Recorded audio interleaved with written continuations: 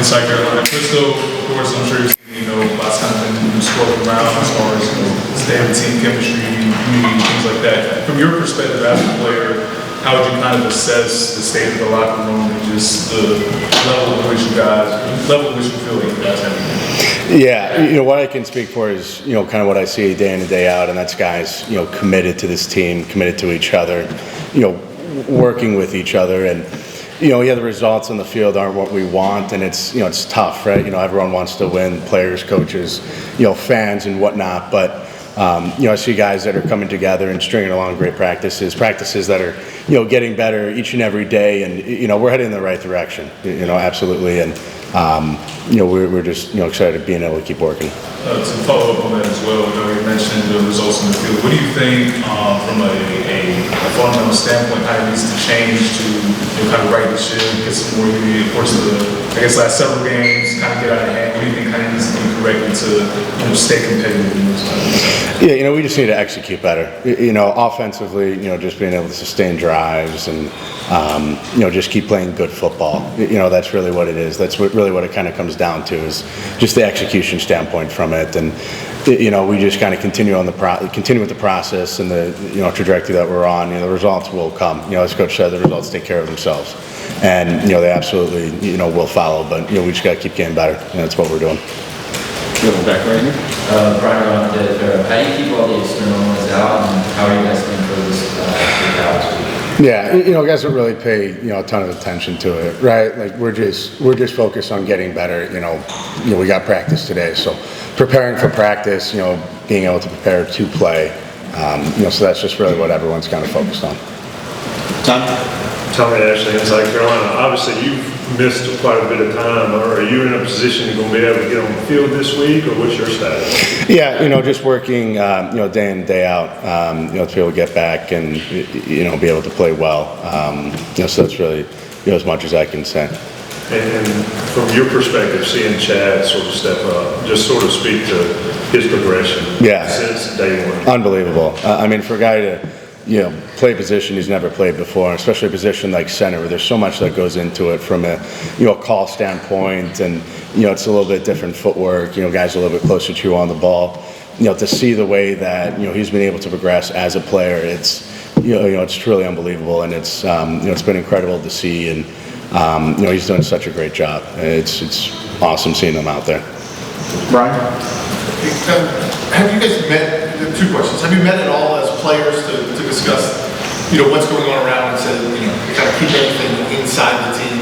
And then secondly, a sense of what it's like to be coached by Bill Belichick. We're hearing a lot of stories, but what's your day in and day out like being coached by Bill Belichick? Yeah, it's pretty cool coming to the building and, with this, not just Coach Belichick, but this whole entire coaching staff, guys who, you see the dedication, you see the hard work, and, you see what they're doing in, day out. And, it's pretty incredible. And, there's tremendous buy-in from all the guys. And, again, there's, this adversity that we're facing with, not having exactly the results that we want to see, but we're committed day in, day out to be able to play better football and translate that into wins.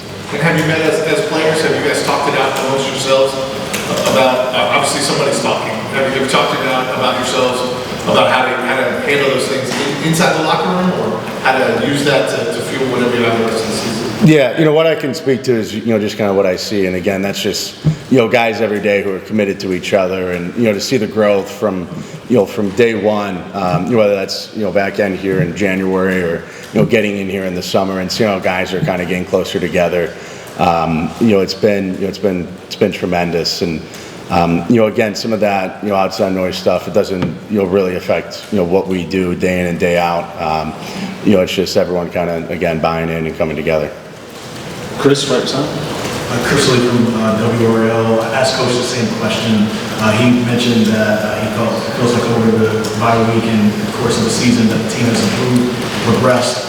What are the improvements that you've seen, and how do you expect that to play out on the field this Friday? Yeah, again, it's an emphasis on fundamentals and execution. Really, those are the two biggest things that will translate to wins. It's just a continued emphasis on that, and you're really focusing on getting better as individual players and as a team. It's team of teams, right? It's the O-line, getting better, doing a lot of good on good with the D line, and that's really just kind of what we've been doing. What are the progressions that you've seen though? Like in what ways is it different from right now than it was before? Yeah, absolutely. I think just in terms of a practice standpoint, there's it's a lot better execution. Again, some of the fundamental stuff with whether it's offensive line wise, like punching in pass pro or getting tighter on double teams. It's the stuff that you kind of continue to work every day, and you can feel the progression a little bit, but you see kind of practice week 1 to now, or even the games, and there's a lot of improvement. A lot of stuff to be excited about. Adam? Christo, Adam Smith in South Carolina. You played a lot of college football, a lot of winning college football. One of the criticisms that keeps coming up with this staff is the communication aspect of Belichick and Lombardi, that the communication is not good with the players. How would you describe how that is from your end? Is there a communication issue from the top down, do you think? No, absolutely not. I mean, it's world class. From a standpoint with Coach Belichick, it's the feedback that he seeks from everybody. We talk about in all of our meetings every single day. The emphasis is on communication, whether that's on the field, off the field, and whatever that is. And Coach Belichick's and Mr. Lombardi's emphasis on kind of feedback. How can we improve? How can we get better? There's an open line of communication, and again, everyone's focused on winning, committed to winning, and that's really what we're looking to keep building on. Can you compare it and contrast it to what you experienced at Holy Cross in terms of just how much or often you're talking with these guys? I don't know if you're comparing apples to apples. Really, it's different. Especially having a GM, it's a little bit different than kind of what we're doing at Holy Cross. But with Coach Belichick, like he's always there. I mean, he tells everyone he moved his office down from the 4th floor to the 2nd floor, so that if there's anything that we need, anything that we see, he's there. We meet as captains once a week, and I've never seen anybody so committed to winning where it's like, what can we do better? Like, is there how's this, how's that? And the actively seeking feedback from us of what can we do better. His commitment to winning is unparalleled, and it's extraordinarily impressive, especially coming from a guy like him. Hey, Christo, this would be your longest trip of the season. What has the staff done to help players adjust to the time difference, and how do you guys maintain your normal routine once you guys arrive on the West Coast? Yeah, we're gonna, obviously leave a little bit earlier, I'm sure, than what we would usually do, but at the end of the day, right, it's only an issue if you make it an issue. Ultimately, we'll get adjusted to the time zone, but there's not really much in terms of preparation standpoint that's really going to move the needle. But again, Coach Belichick's been in a lot of these games, a lot of these East Coast to West Coast, and vice versa games. So what they got going is obviously a great deal.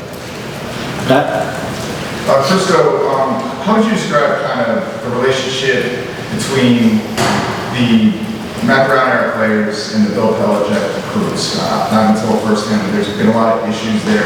Maybe some of it's just jealousy, right? But as far as how people are treated and playing time. But how would you describe that relationship? What have you seen there, and impact some of those things that are in some ways unavoidable when it's this group versus this group trying to mesh them together? We're just one team. What I can speak on in terms of that dynamics of the locker room is no one really sees it as that. We just see it as these are our teammates, these are our brothers. When you go through a lot, and it starts in the summer with all the training that we do. It's not easy. Coach Mo does an unbelievable job of preparation physically and mentally, and the training that we do in the summer is tough, and that's really where we start to kind of build that foundation. And same thing during camp, where it gets to the point where it's just you're just one team, and really it was probably more of an offense and defensive thing during during camp when you're competing every day. But once it hits week 1, you're kind of coming together. But the dynamics in the locker room is awesome, right? There's just seeing how everyone approaches every single day, just seeing the buy-in from everybody. everyone's close with everybody. You got relationships, linemen with corners and, linebackers with wide receivers, and you don't really see that in a lot of places. And, I'm blessed to be able to be a part of, such a special program with a lot of special people. Time for one or two more. We're gonna go back right and then back left. Like the first ABC 11, 70 new players, what challenges have there been trying to get on the same page, just understanding how people play, what the systems look like in such a short period of time? Yeah, obviously that comes with repetition, that comes with, practice reps, training reps, and, really just, spending time with each other. So the adjustment in terms of that aspect has been, just playing with each other. And we're heading in a positive direction. We're growing every single day. And, obviously, again, the results will take care of themselves. The leading cause of success is well-managed failure. The leading cause of failure is mismanaged success. So, being able to handle that and, come together as one group and, kind of overcome this adversity it's a great opportunity for everyone on the team and, to be able to do that. Last one back here. Sean Gallagher, WRL. We talk about the one team kind of aspect that Pat has reported on. There was a lot in the fight. There's an investigation into a motive for essentially embarrassing a player on the field. I mean, as a leader, what kind of pressure do you feel to try to smooth these fractures and really, unify a team when there are these reports out there? Yeah, again,